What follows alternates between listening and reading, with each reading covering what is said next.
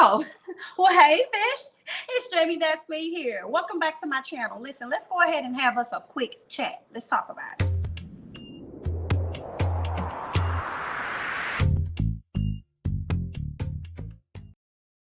All right, now listen, we were made aware that there will be another season of Basketball Wives, okay? And it looks like the ladies are indeed filming. We have Malaysia, Jackie Christie, as well as Jennifer Williams. I believe that's her last name. They are filming at this time. Jackie Christie, I completely understand why she's returning. She is a true basketball wife. She's been married to her husband for years. When it comes to Jennifer, why?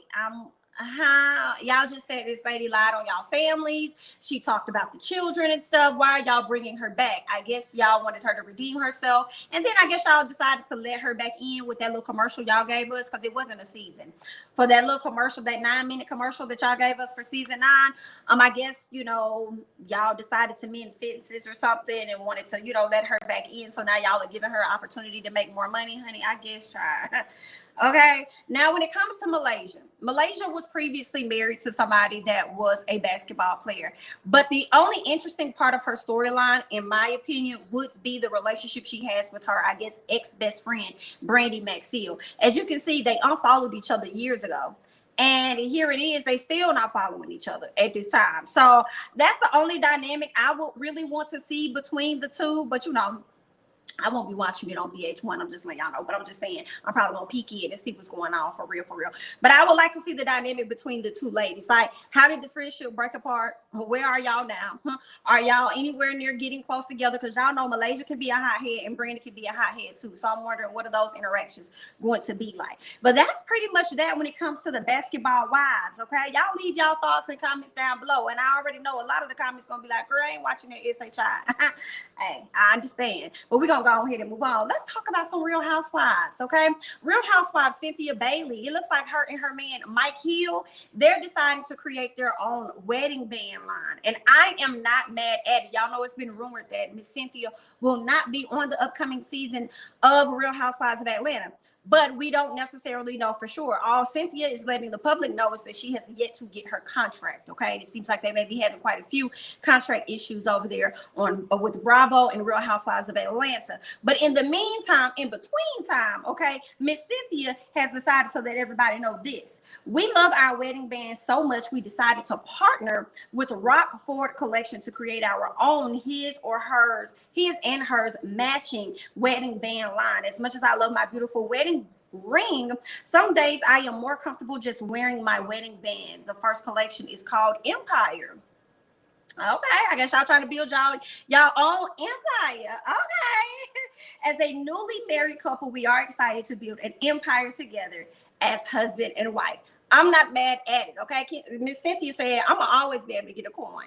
Okay, hear me clearly. I'm happy for Cynthia. I'm happy that she has somebody in her corner that she can build an empire with. You know what I'm saying? He can add money into her pocket instead of taking money from her pocket, as she has spoke out herself about when it came to her ex-husband, Peter. Okay, he was over there taking money. I wonder if Peter ever gave her money back. Because remember last season, or last year, was it at the top? It was either at the top of 2020 into 2019, somewhere in there, where Peter was supposed to give Miss Thing some money. He owed her some money. At first, I guess she didn't want it, but now she do, because I guess she took out a loan for him to get bar one, and now she want her money back. So I mean, I think he may have paid her. But again, all right, shout out to her and Mike being a man putting money in her pocket versus her having to take money out of it. Okay, that's that on that.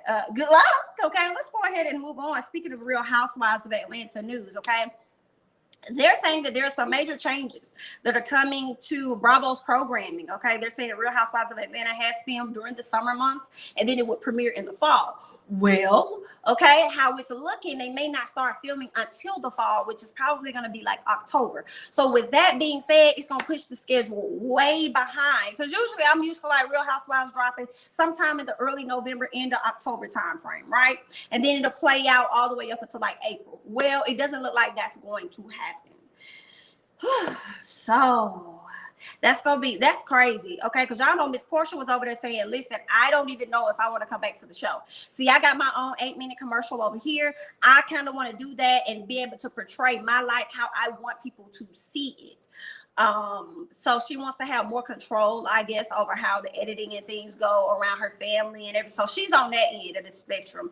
So they're trying to figure out things as far as casting, who they're about to bring back, who they can reach out to have them come in. So they got a whole lot of stuff going on over there. I think it was rumored at one point that Drew wouldn't even be on the show, but I'm like, at this point, y'all need people. You would need Drew.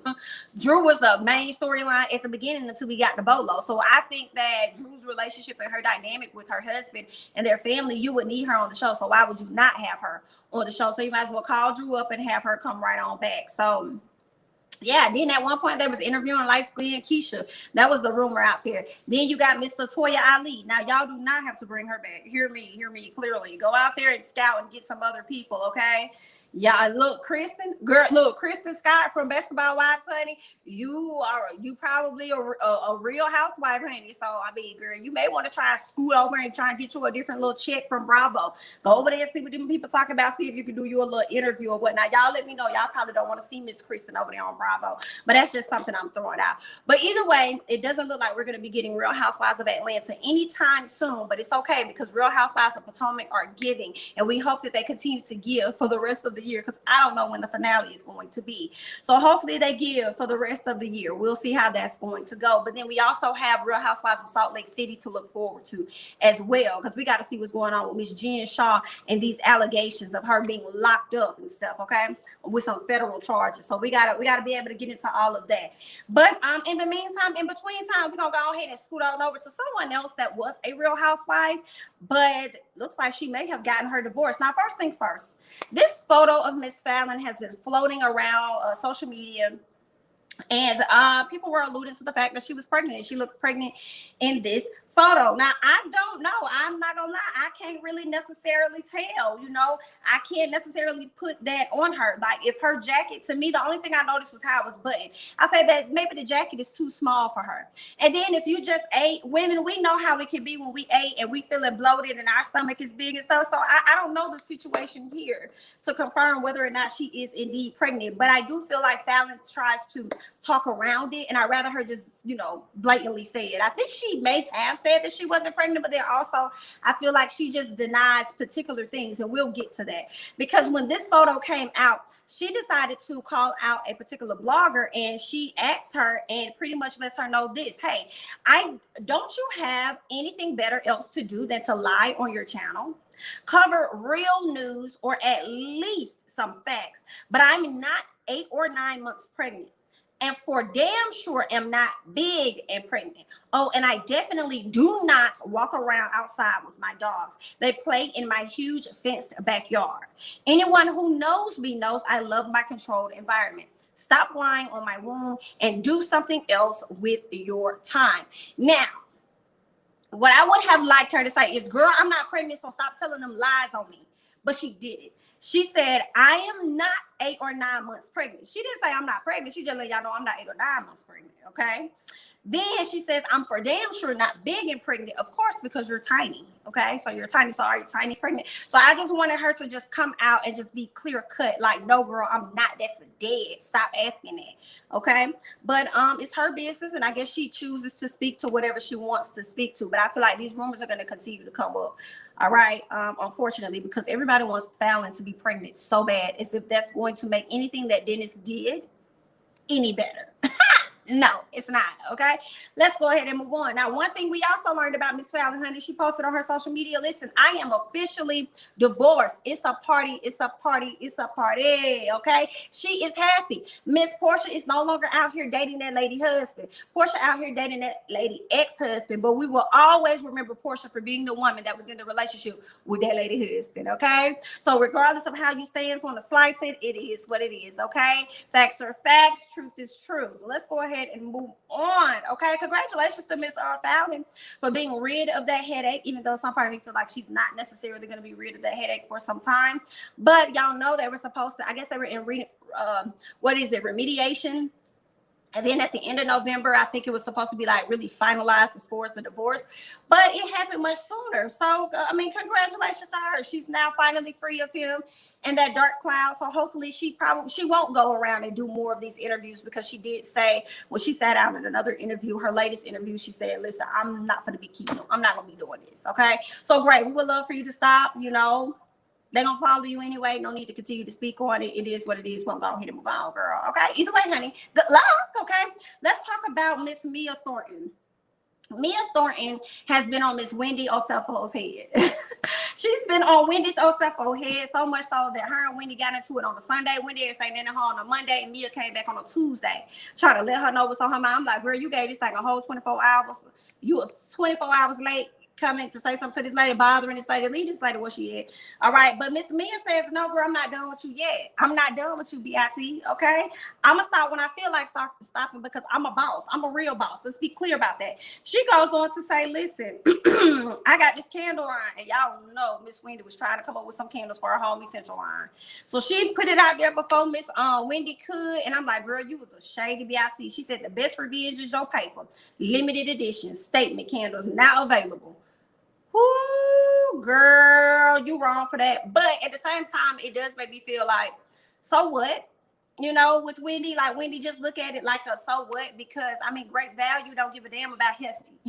And hefty don't give a damn about great value. You know, everybody still put their same products out. So just because she decided to try and do it before you, or put her candles out or whatever, like don't let that, you know, stop your show. You go out there and you still do what it is you're trying to do, whether it makes sense to people or it doesn't, okay? She also has another one called Karma is the BIT, all right? Y'all let me know if y'all done bought some of them candles up from Miss Mia. Let me know how they smell. Let me know if you guys are liking them, okay?